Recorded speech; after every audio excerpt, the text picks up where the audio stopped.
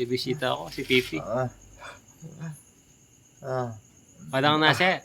Ha? Mahang ka? Kakain daw siya, hindi siya nagsasalita. Mamaya kukus yung kanin.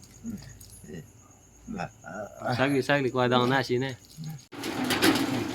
Ito guys, oh, gabing-gabi na, may bisita pa ako. Hindi siya nagsasalita. Ayun, oh, gwapo daw siya. Ano yan, farmer yan. Magaling yan. Magaling sa pagtatanim yan.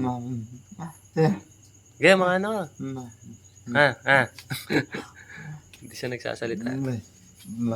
Si Pipi. Hindi ko alam kung anong pangalan niya, pero Pipi yung tawag sa akin. Oh, may ano siya, may labong. Ulam, labong. Pakapangan mo na eh. Marakal, marami ha. Magaling sa pagtatanim yan na yung mga farmers suportahan natin mga idol, kasi hindi tayo kakain pag wala sila. Ganun ba yon? Na pare, pag wala yung mga farmers hindi tayo kakain, no? Kasama ko si pare ko, ayun, no? Nagtinda siya ng tinapa kaso umuulan, hindi naubos.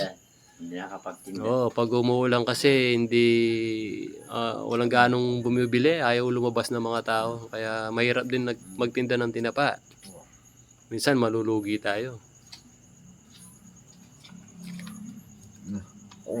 Okay, pakapangan mo na eh. Marakal na eh.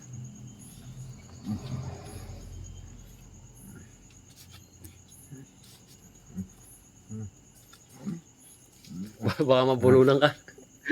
Okay, pakapangan mo. Kuha pa kita doon. Niranap niya pare. Oo, ating gabi na. Nandito pa sa bahay. Pakbet, may pakbet pa yan.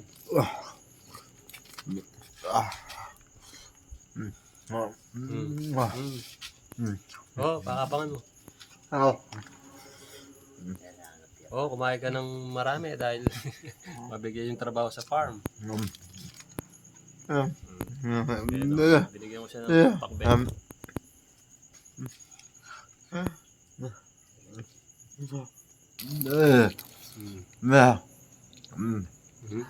Ewan ko anong sinasabi niya. Pa-translate na lang mga idol. Ayun, na-work niya marami. Okay? Okay? Sige, kumain ka ng marami para marami tayong maitanim na gulay dun sa farm ninyo. Yun.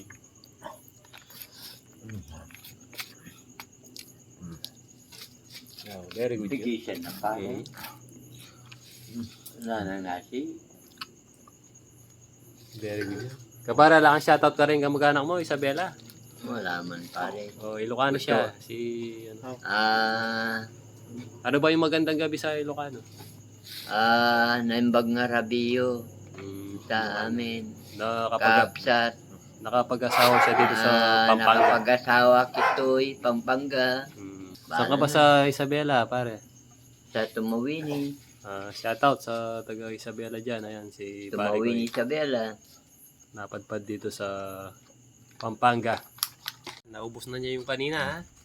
Second round, fight! Pakbet na may bangus. Tsaka crackers. Okay la, Pi. Okay? Okay, examine.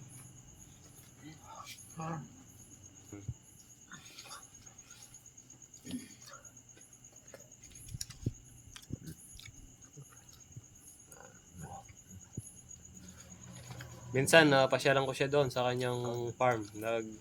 Anong tanim nila ngayon doon? Kamangyang? Sitaw? O okra? Aliwaying Iba. Minsan, talong. Kamanyang, okra, sili. Dara. Oh.